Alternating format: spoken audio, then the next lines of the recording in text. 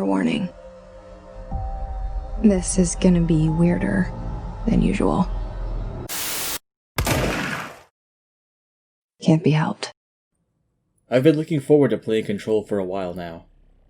I've loved Remedy Entertainment since Max Payne, and I feel like Control is the studio's most mature work yet. Did I lose you there for a moment? That sounds pretentious, let me clarify.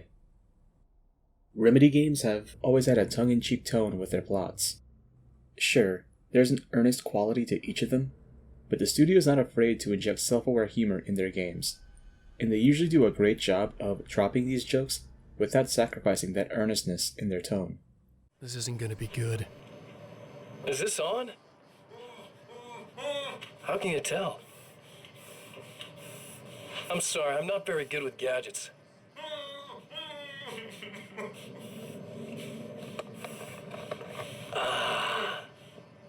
That's more like it.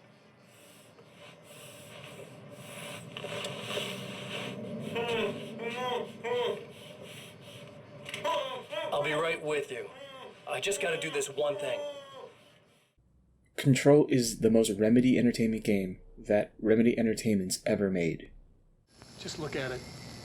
8 inches wide and capable of storing a whopping 80 kilobytes. Stolen by our friends at the CIA, the disk held the launch codes to Soviet nukes.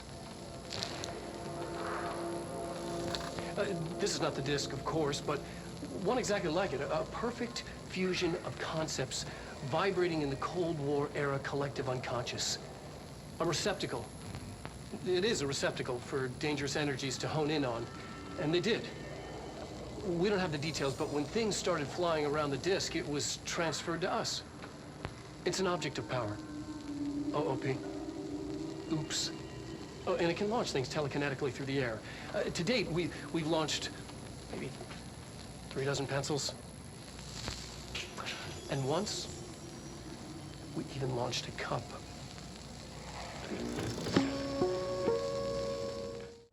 Control is a 2019 third-person shooter. You play as Jessie Faden, a woman who made her way into the Federal Bureau of Control, an administrative agency currently residing in New York. The game begins with Jessie entering a drab, inconspicuous building. The office building seems to be empty, with the exception of a lone janitor. He instructs Jessie to go to the director's office for an interview. I've done enough night shift loner jobs to know it makes us come off weird. Ahti the janitor is a friendly face in my book. Better than somebody with no face at all. Think about it. No face. But that said, I know what you're thinking. If there's an axe murderer around, that's him. With no other leads, she enters the director's office and finds a man lying on a pool of blood, with a strange gun beside him. It doesn't take a genius to find out what happened. However, once Jessie picks up the gun, an ominous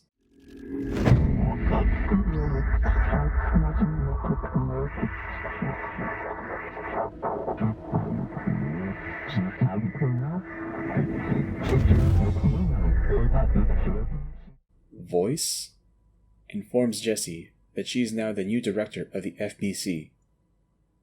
Congratulations on your promotion, Director Faden. Control is one of the most interesting games I've played this year.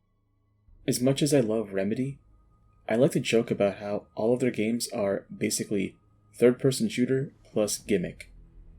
Control doesn't escape that classification, but it's so much more than a gimmick. It's a game that only Remedy could make, and only Sam Lake could write.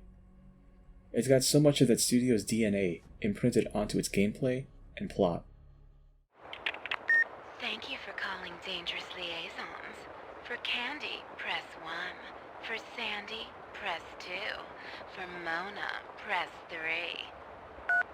You press 3 for Mona.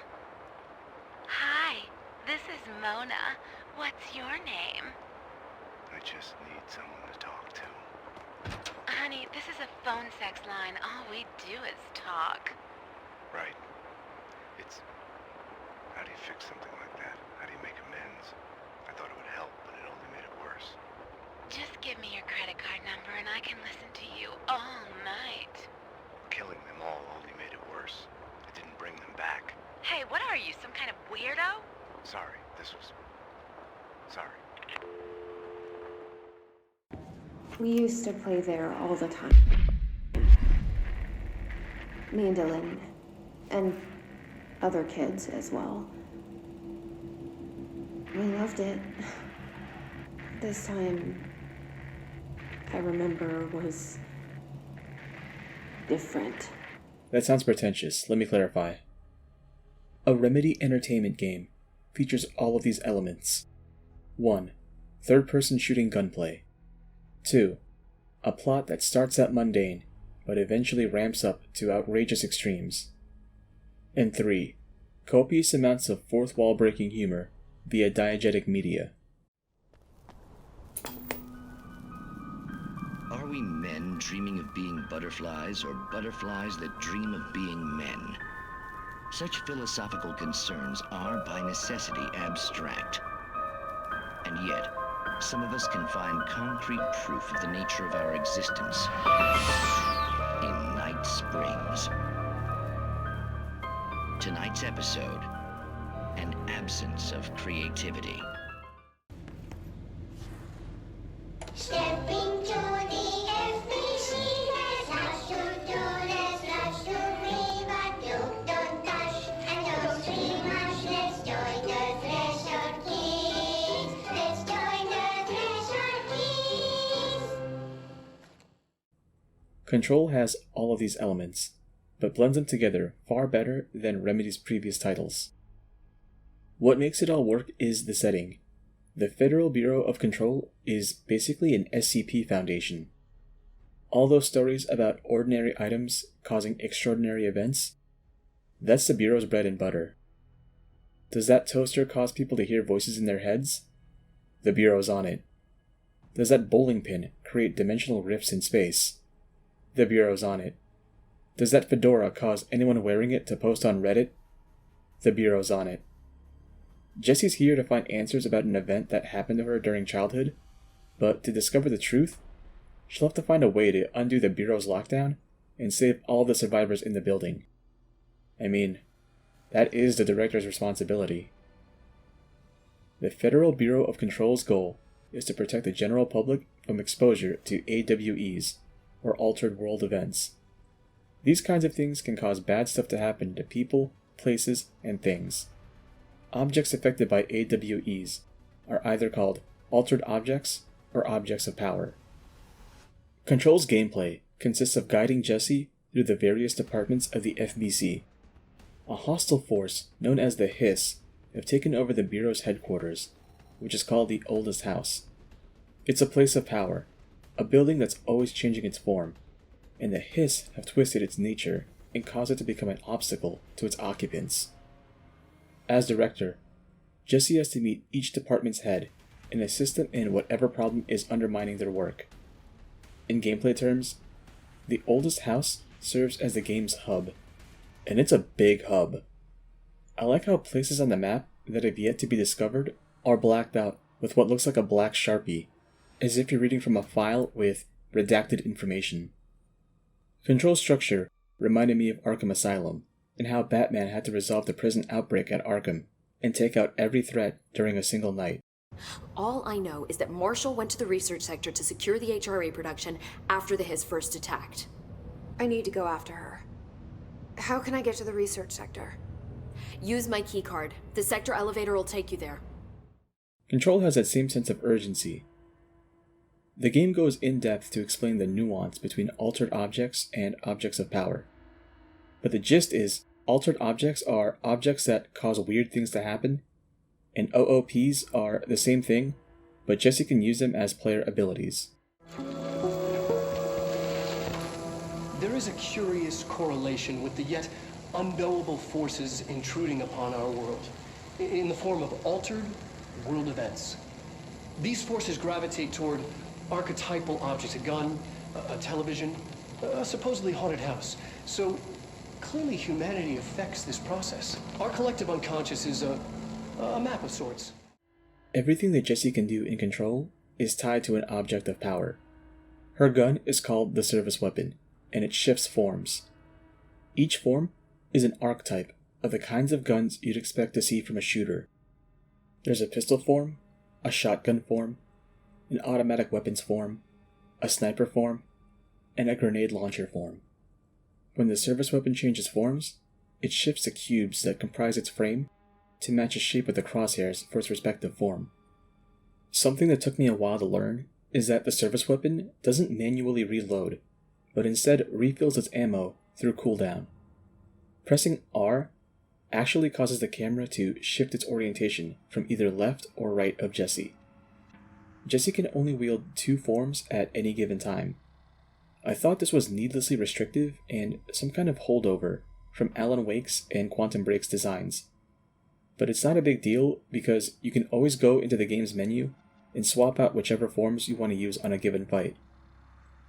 When you kill any hiss, they'll sometimes drop mods that you can equip onto the service weapon or Jessie herself. Each form can take up to 3 weapon mods, so long as you upgrade that particular form. Jessie can also take up to 3 personal mods, but has to unlock slots by acquiring new skills. Control's skill system allows Jessie to spend skill points to improve any of the abilities she acquired from contact with OOPs. Dead Hiss drop these little pickups that restore Jessie's health and serve as the game's currency. I think they also serve as XP, but I can't be too sure about that, as you might just get skill points by completing missions. Control's progression system is pretty basic, but I like how clear-cut it is with providing information. It's definitely a cleaner setup than the one from Samurai Jack. Jessie can only level up at control points. As you progress through the oldest house, you'll have to fight off Hiss to take over control points scattered about the bureau. There's no elegant way to say this. Control points are bonfires. Jessie has to purify a control point, and it's basically just lighting a bonfire in Dark Souls.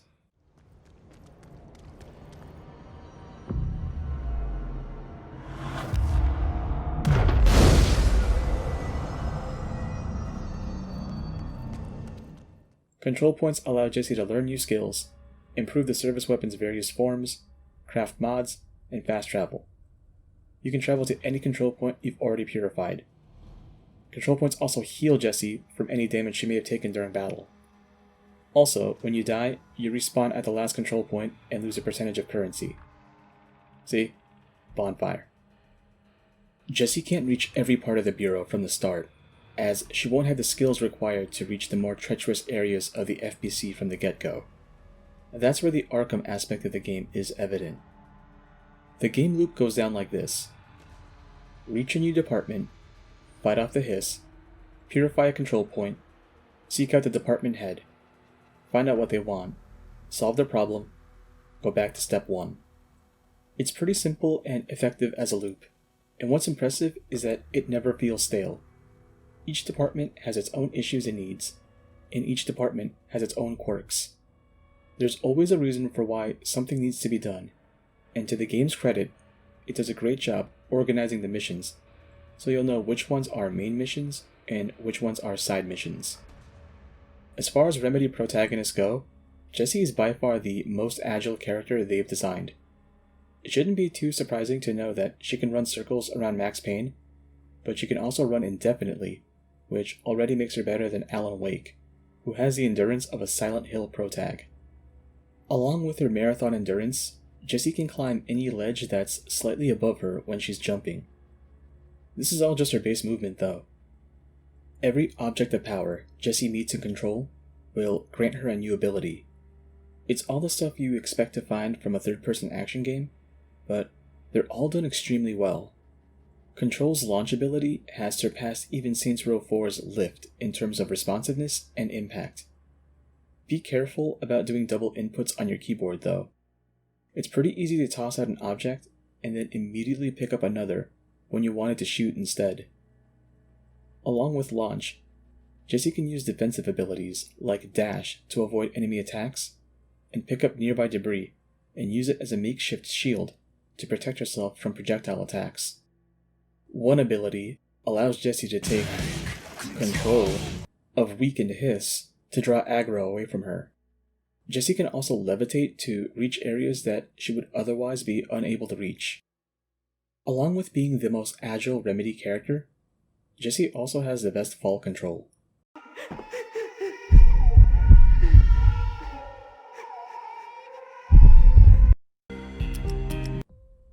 Every ability has a secondary action that gives Jessie more flexibility in her combat options. Jessie can pick up weakened hiss and throw them at enemies, or do a death from above while she's levitating. What's impressive is how easy it is to jump from one ability to another during a fight. You can use your shield while levitating, drop the shield, fire off some rounds with a surface weapon, launch a projectile at a target while the surface weapon recharges, and dash away from an incoming attack. It's all very seamless, provided you have the energy for it. I didn't play Quantum Break, but after watching my friend Bonus play through a bit of it, I noticed that Quantum Break and Control provide more abilities to the player than Alan Wake or Max Payne ever did. What makes them different is that where Quantum Break assigned individual cooldowns to each ability, Control simplifies the experience by tying every ability to the same mana bar. Launching objects, dashing, shielding, and levitating all cost mana. The bar refills quickly enough if you don't use any abilities for a while, so that meter management doesn't become a chore during the heat of combat. Combat can feel brutal at first. There's no regenerating health system, so you'll have to make sure to run around and pick up the health that enemies drop when they're killed. Once you get more abilities and weapon forms, the game opens up and provides a healthy dose of run and gunning all over the map. Along with the scripted encounters Jessie will face as she ventures into new territory, enemies can randomly spawn in places that have already been cleared out. It's pretty cool to see fights organically sprout in any part of the map, and it keeps you on your toes when you're backtracking. I died a lot during my playthrough. Combat is all about threat assessment and meter management. Determine what the biggest threat is on the map and take them down as fast as you can. Or if they're shielded or require some special attention, focus on thinning out the herd first and then going for the main course. I don't think there's a bad weapon form in the game. Which ones you use will largely depend on your preference for ranged combat. Do you want to get real close and blast the hiss in the face? Equip the shotgun. Do you like the charge shot that the sniper form provides, at the risk of only having 2 shots before reloading? I do.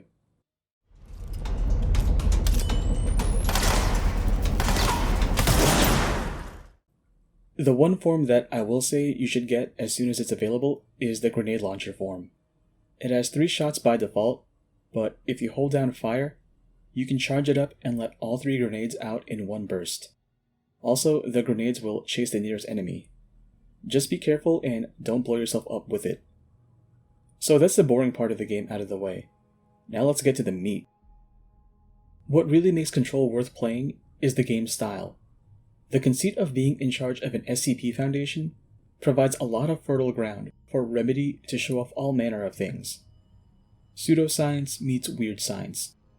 A report can deliver a cold clinical story of an agent venturing off into Redacted, and returning with his Redacted, and his Redacted.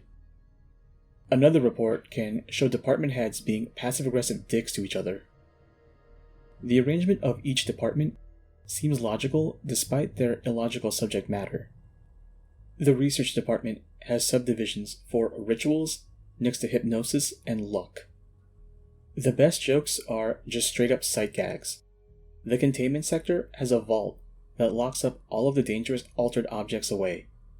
Every room is identical and displays a random altered object on a pedestal to be viewed from a window. In practical terms, Remedy was able to model any kind of ordinary object and place it in one of these observation rooms. The humor comes from the absurdity of locking away a rubber ducky or a pair of deflated foil balloons, as if they're an actual threat to humans. If that weren't enough, some objects even get case reports to describe their effects and related incidents, which can be found all over the Bureau as collectibles. The persistent theme of viewing every phenomenon in the coldest, most clinical way possible never stops being funny. When Jessie talks to other agents, they can recount stories that should sound insane or horrific, but deliver them in such a deadpan or flippant manner There's someone named Philip up in a cell. He's watching a refrigerator and very rapidly losing it. Philip? Oh shit, I forgot about fridge duty. Look, someone has to watch this object at all times, or it deviates. My shift replacement never showed up. Can you help me? Damn. The game's conceit doesn't just serve to deliver laughs. It's also a method for Remedy to really flex their creative muscles and go ham on the surreal imagery. Some of it is really subtle, like when Jesse gets these messages from the late former director, and the shots lean heavily into double exposure effects, which pay off much later when the game uses those same effects to create visual analogies in some areas. Remedy games are known to feature trippy visuals to represent psychological experiences or metaphysical anomalies, and they went all in with both of those in Control. I don't want to give too much of the game away, but it really does feel like Remedy took the lessons it learned from all of its past games and indulged themselves in Control. The flamingo was with him. Since I brought up visuals, let me just say that this game is gorgeous. Remedy got the feeling of a stuffy bureaucratic agency down perfectly, and juxtaposed it with the surreal imagery of the astral plane and the hiss. The cutscenes all have moody lighting, and most of the in-game media has live-action actors to reinforce the idea that the FBC is a real entity. Our research involves many dangerous things we absolutely need to keep in check. That's what the Black Rock Line firebreaks are about. The panopticon container cells. Sorry to interrupt, sir, but I need the code for the quad elevator. Oh, Emily. The codes. Black Rock 665. Neighbor of the Beast. Get it?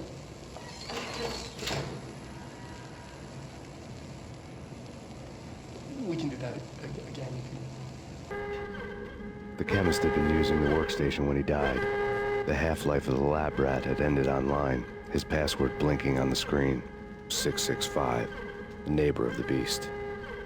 Night, it's a late goodbye. Hey, hey! NYPD. I need the code to the 7th floor door. Sure, I know it. Wait, oh yeah, 667. Neighbor of the beast, get it? Yeah, I get it. The cinematography is interesting because it uses jump cuts to add tension to what would normally be a passive experience in a video game. Also, small technical thing, but I was so impressed that Jesse's in-game model has perfect lip sync. They say I'm the director, but what does that mean? I have no experience in leadership roles. I have no on-the-job training. Your chlorophyll really brings out the green in your leaves. Most contemporary games don't even have that down. Come on! What'd you say? Hey, come on! Come at me, boy! The most impressive feature about Control's environments is all of the damage modeling that appears whenever a fight breaks out. Or when you're just being a dick with your abilities, because, hey, you're the director, who's gonna stop you? I'm running this game on medium settings, and I still get impressed with how many particles generate from using a melee attack on office desks. These particle effects have always been a staple of Remedy games, but they've never been on a scale as Control's. The cool thing about the story is that because the oldest house is a sentient being, it provides a passable enough explanation for why everything resets once you return to a place where a fight broke out. See, story justifies gameplay. It's also really cool to see a hiss-infected area stabilize once you purify a control point. It's like if Inception actually put its special effects to good use. Whenever Jessie acquires a new object of power, she's brought to the astral plane, an empty void where the only places to stand on are abstract structures of unknown properties. The astral plane serves as a training ground for Jessie's abilities. It's weird how Control came out in the same year as Astral Chain, which also features a parallel dimension called the astral plane that also features similar topology. I should probably file a report and submit it to the synchronicity department. I really like how they wrote Jessie's character. She indulges in the same kind of inner monologuing that Max Payne and Alan Wake were known for, but she's very brief and quippy with her thoughts. How did you get this job? Started as a junior agent because my uncle knew a guy. From there, I got put on a desk until an accident left the containment sector severely understaffed. At which point I got bumped up to management. Put in a steady 8 hours a day for another 10 years, and voila, supervisor. I just picked up a gun. Max and Alan could talk anyone's ear off if given the opportunity. Unfortunately, a game this good takes up a lot of resources. If you haven't installed Control onto an SSD, load times can take up to what feels like 2 minutes. This can start to add up if you're having a particularly hard time during a fight. The game suggests doing side missions to grind for skills and mods if a fight gets too hard. Most of the game's difficulty is understanding enemy matchups.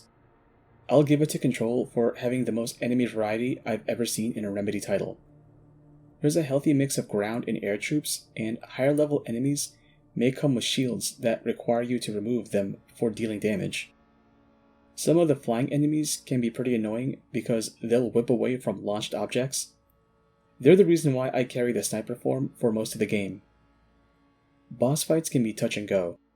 Some bosses are really unique experiences and offer a good challenge.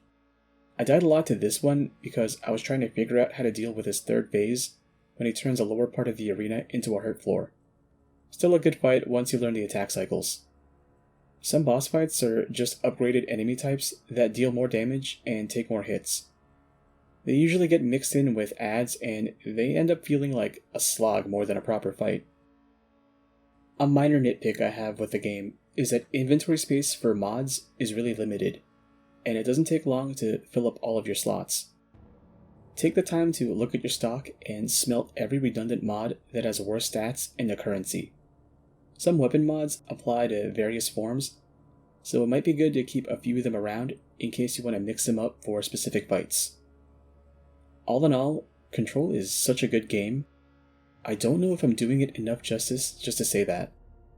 My friend Vanis had described the game as a love letter to Remedy's oeuvre, and I can see it. It refined Quantum Break's meter management, drew a lot from Alan Wake. Like, a lot. A shoebox filled with books by Thomas Zane sat on the shelf. I'd never heard of him before. You mentioned a poem last time we talked. By Thomas Zane? Yes. Beyond the shadow you settle for, there's a miracle illuminated. I looked the poem up. Only I couldn't find any poet by that name. I did find a European filmmaker who moved here in the 60s, named Thomas Zane. What? No matter. It suits you very well. The poem. How you see things. Maybe you wrote it yourself? I didn't. No matter. And his psychedelic set pieces definitely share some DNA with Max Payne's dream sequences. Also, this bit is just a reskin version of the bank vault in Max Payne. You know what the best selling point for Control is? This is a AAA game priced at $30 to $40, and it could have easily gone for $60, even though it's been out for a whole year now. If you're looking for a shooter with a compelling story that's full of atmosphere, please play Control. I'm the director of the Federal Bureau of Control. We're in this together. You and I.